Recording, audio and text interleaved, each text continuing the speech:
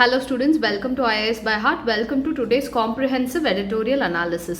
இன்னைக்கு analysisல we'll look at 2 or 3 important articles which are very important for mains exam from UPSC perspective. Okay, let's look at the first article of today. The rural economy can jumpstart a revival. இந்த ஆர்டிக்கலில் என்ன சொல்கிறாங்கன்னா, there are various sectors, health sectorல ஆரம்பிச்சு services sector வரைக்கும் most of the sectors were affected during the pandemic. அதில் one of the important sector, though it was not contributing much to GDP, என்ன சொல்கிறது, it saved the lives of many people அப்படின்னு சொல்லலாம். That sector is the agricultural sector. The number of people engaged in agriculture is very large and we know the GDP contribution of agriculture is very less compared to the services sector.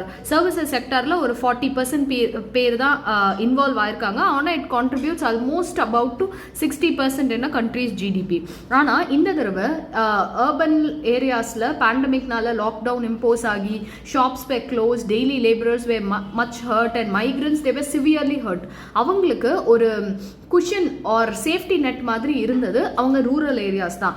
They couldn't afford to stay in the urban areas, so we know lot of migrants they walked back to their own places or their rural areas. அங்கே போனதும் what they did was, சும்மா இருக்கிற நிலம் இல்லைனா அவங்க வீட்டு பக்கத்தில் இருக்க நிலத்தில் they started practicing agriculture. So the number of people who are engaged in agriculture increased. The number of cropped area in India increased. அதே மாதிரி என்ன சொல்கிறது, அவங்களுக்கும் ஒரு லைவ்லிஹுட்டுக்கு ஏதாவது ஒன்று கிடைச்சிது. Okay, so agriculture served as a cushion or a safety net for these people அப்படிங்கிறதா இந்த ஆர்டிக்கலோட gist. Now let's get into the article. Last month, National Statistical Survey Office released estimates of India's GDP. There was a decline at 7.3%. இது வந்து நம்ம எதிர்பார்த்தது ஒரு 9% 10% decline இருக்கும்னு நினச்சோம். பட் அதை கம்பேர் பண்ணும்போது this is better.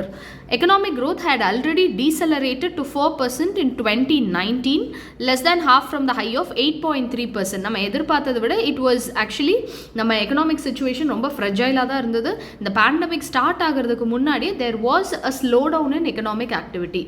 இதுக்கு முக்கியமான ரீசன் என்னன்னு சொல்கிறாங்கன்னா, economic situation mishandle பண்ணது அப்படிங்கிறதா சொல்கிறாங்க இந்த ஆர்டிக்கிளில். It is a criticism of the government. Okay, while a strict national lockdown certainly hit economic activities, many of the grand announcements remain largely on the monetary side. For example, இந்த மாதிரி schemes announce பண்ண போகிறோம், நரேகாவோட number of working days 100 டேஸை வந்து 200 டேஸாக மாற்ற போகிறோம், 1.5 times wages கொடுக்க போகிறோம் அப்படின்லாம் சொன்னது எல்லாமே it was still in paper, but mostly it was not practiced in real.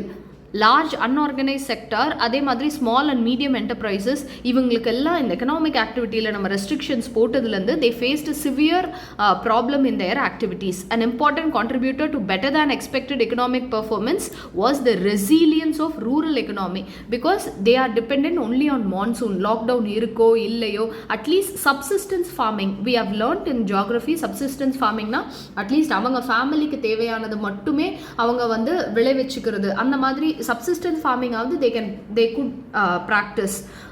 என்ன சொல்றது, மார்க்கெட்ஸ் இல்லைனாலும் there was constantly demand for food. So food எங்கேருந்து வருது, agriculture. So the demand for agriculture was always high even during the pandemic. Agriculture was the only major sector other than electricity, gas, water supply, other utility services which reported an increase in gross value added. இதில் வந்து நமக்கு என்ன தெரியுது அப்படின்னா, at the end of the day the very old sector which is the agriculture sector is very important. It has not only been the biggest savior during the period of pandemic but has consistently been an important driver of the economy throughout the last 5 years. The average growth rate பார்த்தீங்கன்னா 4.8% of GVA, 3.6% last 5 இயர்ஸில் இருந்திருக்கு. neglect and policy missteps of the government has led to என்ன சொல்கிறது, agriculture sector கீழே போகிறதுக்கு இதெல்லாம் தான் ரீசன்ஸாக இருந்திருக்கு. we focused more towards the manufacturing sector, make in India, stand up India, அப்புறம் வந்து என்ன சொல்கிறது, இந்த மாதிரி சிட்பிலேருந்து நிறைய ஸ்கீம்ஸ், இது எல்லாமே நம்ம மேனுஃபேக்சரிங் செக்டார் ப்ரமோட் பண்ணுறதுக்கு, அப்புறம் வந்து சர்வீசஸ் செக்டார் ப்ரமோட் பண்ணுறதுக்கு, அந்த மாதிரி இப்போ எக்கனாமிக் ஜெயன்ஸ், இ காமர்ஸ், அவங்களுக்கெல்லாம் டிஸ்கவுண்ட்ஸ் கொடுக்குறது, நம்ம ஃபோக்கஸ் எல்லாம் அதுலேயே இருந்துட்டு அக்ரிகல்ச்சர் செக்டார் அவட பாலிசிஸை நம்ம கொஞ்சம் மிஸ்ஹேண்டில் பண்ணதுனால the gross value added from this sector was not as per the expectations. அப்படி இருந்தாலும் கூட there was surely an increase in the 5 years. Given that the economy has already suffered last year, any recovery will largely be statistical artifact. The fact that the majority of the households have already suffered job losses and income decline which are yet to regain in the pre-pandemic level suggest a caution in any economic recovery. Okay, இதில் என்ன சொல்கிறாங்க அப்படின்னா, நமக்கு நிறைய job losses நடந்திருக்கு. இப்போது வேரிய செக்டாரில் ஜாப் லாஸ் இருந்தாலும் அட்லீஸ்ட் ஃபார்மிங்கும் போது சப்சிஸ்டன்ஸ் லெவல் ஃபார்மிங் நமக்கு தேவையானதை மட்டும் at least they can make sure that they are spent towards the family groceries is reduced.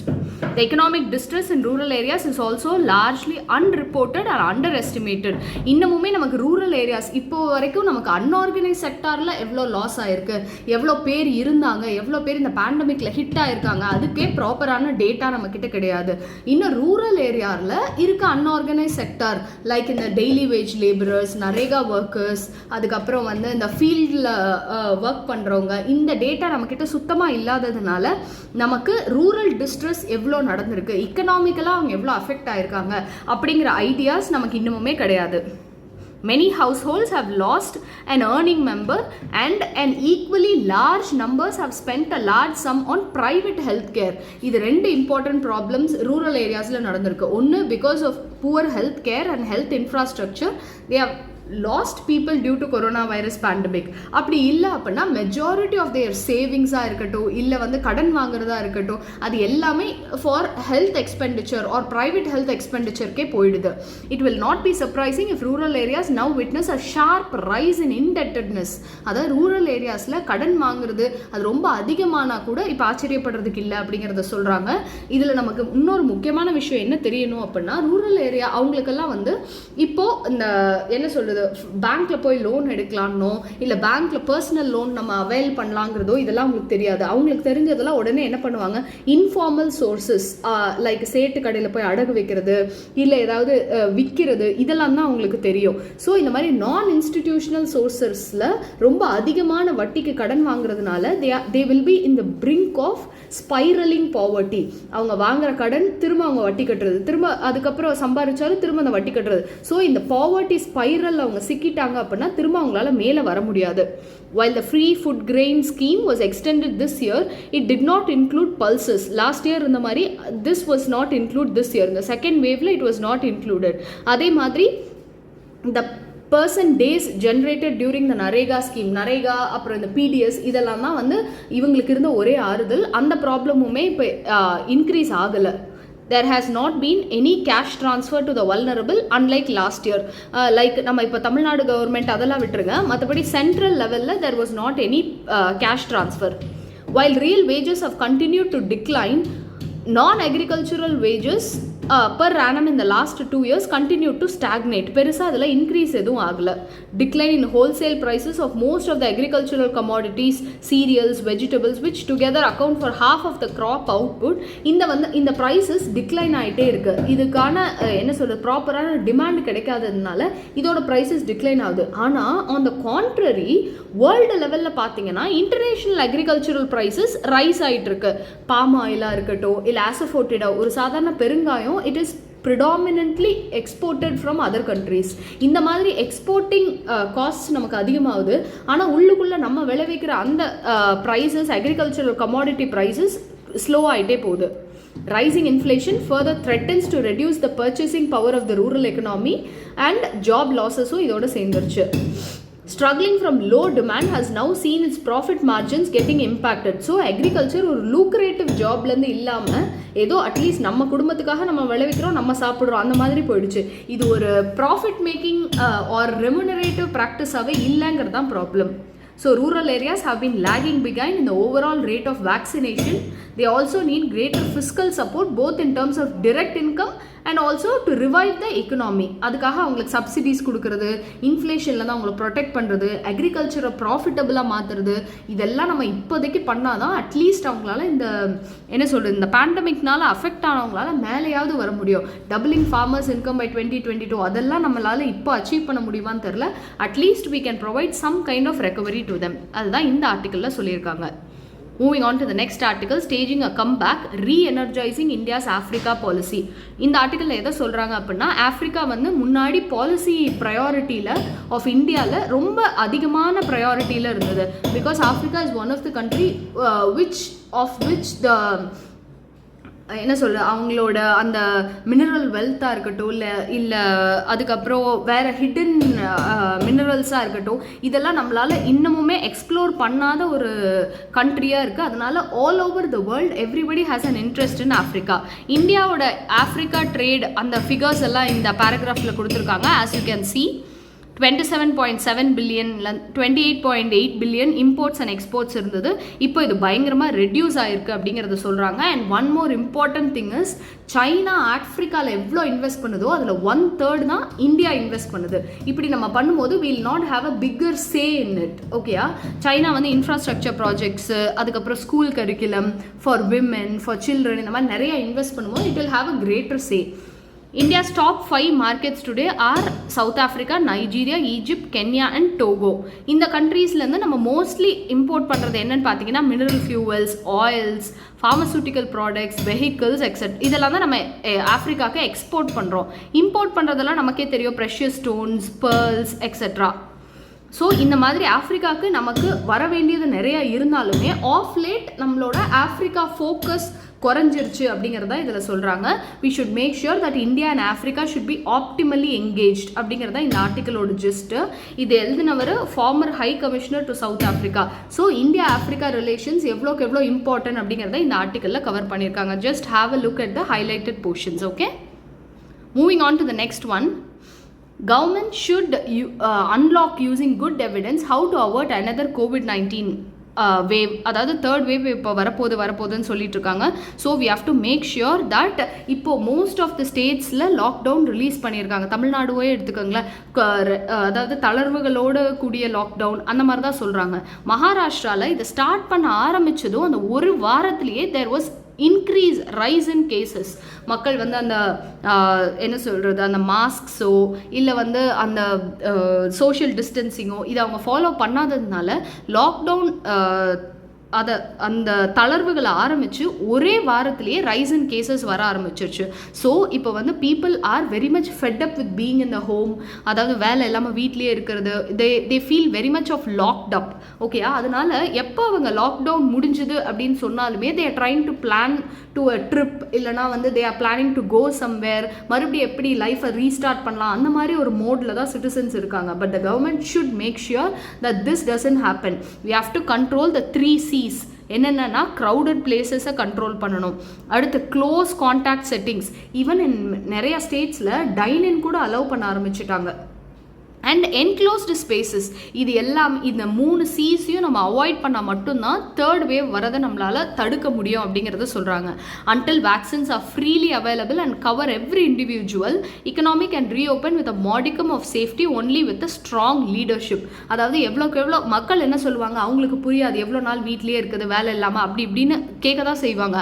ஆனால் we cannot risk people's lives for economic activity அப்படிங்கிறதா இந்த ஆர்டிக்கிளோட just. Okay, the imperative is to open windows of activity gradually without dropping the ball on safety. நம்மளோட ஒரு கண்ணு சேஃப்டிலையும் இன்னொரு கண்ணு economic ஆக்டிவிட்டிலையும் இருக்கணும் அப்படிங்கிறதா இந்த ஆர்டிக்கிளோட just. So the next article is about the New Zealand-India match. If you are a cricket enthusiast, you can just have a read at this article. Can the CBSEs plan objectively assess the students of class 12? இப்போ ரீசெண்டாக என்ன சொல்லியிருக்காங்கன்னா, நம்ம 10th mark, 12th mark, அப்புறம் 11th mark இதெல்லாம் வச்சு அவங்களோட final 12th year மார்க்கை டிசைட் பண்ணலாம் அப்படிங்கிறத சொல்கிறாங்க. இது எவ்வளோக்கு எவ்வளோ நல்லது. டிஜிட்டல் கோச்சிங் அப்படிங்கிறது நம்ம இப்போது புஷ் பண்ணியிருக்கோமே, இது எல்லாருக்கும் ஆக்சசிபிளாக இருக்கா, அப்படி இல்லைன்னா அவங்களுக்கு நம்ம என்ன பண்ணலாம் அப்படிங்கிறதா ஒரு 2 பேர் அவங்களோட வியூ பாயிண்ட் இதில் கொடுத்துருக்காங்க. I have highlighted this is more like a conversation. நமக்கு தெரிஞ்ச விஷயமே தான் சொல்லியிருக்காங்க, என்னென்ன நம்ம பண்ணணும், சிலபஸ் எவ்வளோ முக்கியம். இது அதாவது இப்போ ஸ்கூல்லாம் வந்து டீச்சிங் சென்டர்ஸ்லேருந்து கோச்சிங் சென்டர் மாதிரி மாறிடுச்சு. For example last year 80 to 85 days தான் ஒரிஜினலாக ஒர்க்கிங் டேஸே இருந்திருக்கு. அதாவது ஒரு 50% தான். யூஷுவலாக ஒரு வருஷத்தில் எவ்வளோ டேஸ் ஒர்க் பண்ணுவாங்களோ அதில் 50% தான் ஒர்க் பண்ணியிருக்காங்க. ஆனால் சிலபஸ் 70% தான். 70% சிலபஸாக அவங்க அந்த 50% ஒர்க்கிங் டேஸில் கவர் பண்ணணும். ஸோ இந்த மிஸ் மேட்ச் எல்லாம் இருக்குது. இதெல்லாம் பண்ணும்போது டீச்சர்ஸோட ஃபோக்கஸ் எதில் போகும்னா கடகடன்னு சிலபஸ் முடிக்கிறதுல தான் போகும். பசங்களுக்கு புரிஞ்சுதா, அதுவும் ஜூம் கிளாஸில் சொல்லித்தரோம், ஒரு இன்ட்ராக்ஷன் இருக்கா, அவங்க ஒழுங்காக கவனிக்கிறாங்களா, இதில் ஆல்ரெடி நிறையா இந்த டிஜிட்டல் லேர்னிங்கில் நிறைய ப்ராப்ளம்ஸ் நமக்கு இருக்குது. ஸோ இந்த ப்ராப்ளம்ஸும் வந்தது அப்படின்னா meaningful learning and interaction between students இருக்கா அப்படிங்கிறத அவங்க ஃபோக்கஸே பார்க்காம விட்டுடுறாங்க அப்படிங்கிறத சொல்கிறாங்க. அதே மாதிரி இப்போ ஏதாவது ஒரு குழந்தையால் ஒழுங்காக படிக்க முடியல அப்படின்னா it is not the problem of the child or failure of the child, but rather it is failure of the system அப்படிங்கிறத சொல்கிறாங்க. டீச்சர்ஸால் ஸ்டூடெண்ட்ஸ் கூட கனெக்ட் பண்ண முடியலனாலோ இல்லை ஸ்டூடெண்ட்ஸ்க்கு அந்த சிலபஸ் புரியலை அப்படின்னாலோ என்ன ப்ராப்ளம் அப்படிங்கிறத நம்ம யோசிக்கணும் அப்படிங்கிறத சொல்கிறாங்க. So we need to rethink on continuous assessment அப்படிங்கிறதா சொல்லியிருக்காங்க. பேப்பர் ஆர் மார்க்குக்கு மட்டுமே நம்ம இம்பார்ட்டன்ஸ் கொடுக்கக்கூடாது. ஸ்டூடெண்ட்ஸால் இதை புரிஞ்சுக்க முடியுதா அப்படிங்கிறத நம்ம பார்க்கணும் அப்படிங்கிறத சொல்லியிருக்காங்க. So just have a look at this article. And moving on to the last article of today, protecting prisoners' rights. முக்கியமாக இந்த pandemic timeல the one important problem or one of the vulnerable people apart from the old age people or children or disabled, the other vulnerable section of the society were the prisoners எடுத்துக்கிட்டிங்க அப்படின்னா already நம்ம கிட்ட ஒரு problem இருக்குது Indian பிரிசன்ஸில் over crowding அப்படிங்கிறத சொல்லுவோம். For example இப்போ Tihar jail மட்டும் எடுத்துக்கிட்டிங்க இல்லை வேறு ஏதாவது ஓவரால் ஜெயில் எடுத்துக்கிட்டிங்க அப்படின்னா திஹார் ஜெயிலில் மட்டுமே 12,000 இன்மேட்ஸ் இருக்காங்க. ஓகேயா, ஆனால் அதோட கெப்பாசிட்டியே 7,500 தான். ஆனால் 12,700 இன்மேட்ஸ் இருக்காங்க. எவ்வளோக்கு எவ்வளோ ஓவர் க்ரௌடிங் இருக்குது பாருங்கள். கிட்டத்தட்ட டபுள் அமௌண்ட் இருக்காங்க. Out of them 11,000 are under trials. இன்னும் ட்ரையல் கூட ஃபேஸ் பண்ணாமல் சந்தேக கேஸில் பிடிச்சவங்க மட்டுமே 11,000 பேர் இருக்காங்க. ஸோ இந்தியாவோட ஜுடிஷியல் சிஸ்டமாக இருக்கட்டும் இல்லை போலீசிங் சிஸ்டமாக இருக்கட்டும், the whole thing is messed up அப்படிங்கிறது நமக்கு இதிலேயே தெரியுது. நம்ம வெளியில் இருக்க மக்கள்கிட்டயே சோஷியல் டிஸ்டன்சிங் ஃபாலோ பண்ணுங்க அப்படி இப்படின்னு சொல்லிட்டு இருக்கோம். இந்த மாதிரி ஒரு என்க்ளோஸ்டு ஸ்பேஸ் நம்ம பார்த்தோம். 3C closed space, enclosed space or congregation, இது எதுவுமே இருக்கக்கூடாது. பிரிசனில் இது எல்லாமே இருக்குது. அப்படி இருக்கும்போது these people are very much vulnerable of getting affected by the pandemic. Article 21 என்ன சொல்லுது? Everybody has right to life அப்படிங்கிறத சொல்கிறாங்க. Hundreds of prisoners got infected during the pandemic and number of them died. This vitiates a fundamental right derived from article 21. Overcrowded or violation of human rights of prisoners. என்னதான் அவங்க பிரிசனில் இருந்தாலும் அவங்களுக்குன்னு சில rights இருக்குது. பிரிசனில் தானே இருக்க, நீ தப்பு பண்ணிட்டு தானே உள்ளே வந்தேங்கிறதுக்காக we cannot spare them their fundamental rights. Imprisonment does not spare farewell to fundamental rights. Imprisonment நம்ம எதுக்கு பண்ணுறோம் அப்படின்னா அவன் தப்பு பண்ணக்கூடாதுங்கிறது ஒரு எய்ம். இன்னொரு எய்ம் என்னென்னா reformation. They must be given time. ஏன் நம்ம இதை பண்ணோம், இப்போ நம்ம எதுக்கு இவ்வளோ கஷ்டப்பட்டுட்டு இருக்கோம்னு அவங்களுக்குள்ளேயே ரிஃபார்ம் ஆகுறது. இது ரெண்டு தான் ஒரு பிரிசனோட கோல். ஒன்று வந்து டிட்டரிங் க்ரைம், இன்னொன்று reformation. Apart from risking the lives of inmates, ignorance of poor condition of prison has added to the misery of the families. தப்பு பண்ணவங்க அங்கே கஷ்டப்படுறது மட்டும் இல்லாமல் அவங்களோட லவ்டு ஒன்ஸ், அவங்களோட ஒய்ஃபும் குழந்தைங்க இவங்க எல்லாருமே சேர்த்து கஷ்டப்படுறாங்க அப்படிங்கிறது தான் இதில் ஒரு என்ன சொல்கிறது ஒரு கசப்பான உண்மை. இதில் இதுதான். While the Supreme Court orders that prisoners will have to adopt video conference because இப்போ வந்து கோவிட் பேண்டமிக்னால நேரில் வந்து பார்க்க முடியாது அப்படிங்கிறத சொல்லிட்டாங்க. வீடியோ கான்ஃபரன்ஸ் வந்து ஏற்பாடு பண்ணணும் அப்படின்னு சுப்ரீம் கோர்ட் ஆர்டர் பண்ணுச்சு. பட் மோஸ்ட் ஆஃப் த ஜெயிலில் இது நடக்கிறது இல்லை, நமக்கே இது தெரியும். According to Article 14 of the International Covenant on Civil and Political Rights, the accused has the right to be tried without undue delay. ஆனால் நம்ம இந்தியாவில் நம்ம பார்த்தோம் 12,000ல் 11,000 பேர் அண்டர் ட்ரையல்ஸாக தான் இருக்காங்க. So their right to fair and speedy trial has been violated. இது வந்து வேரியஸ் ஹியூமன் ஆக்டிவிஸ்ட்ஸ் இதை பற்றி சொல்லிகிட்டே இருக்காங்க. பொலிட்டிக்கல் பிரிசனர்ஸ் முக்கியமாக ஏதாவது ஒரு போராட்டம் பண்ணியோ இல்லை கவர்மெண்ட்டுக்கு எதிராக ஏதாவது ஒன்று பேசி இவங்கெல்லாம் தப்பு பண்ணவும் கிடையாது. கவர்மெண்ட்டுக்கு எதிராக ஒரு அவங்க ஒப்பீனியனை வாய்ஸ் அவுட் பண்ணதுக்காக they are being arrested. So these political prisoners they have to be released on humanitarian grounds அப்படிங்கிறத அடிக்கடி ஹியூமன் ரைட் ஆக்டிவிஸ்ட் சொல்லிட்டே தான் இருக்காங்க. But this has not happened. Supreme Court has directed the states to examine releasing inmates.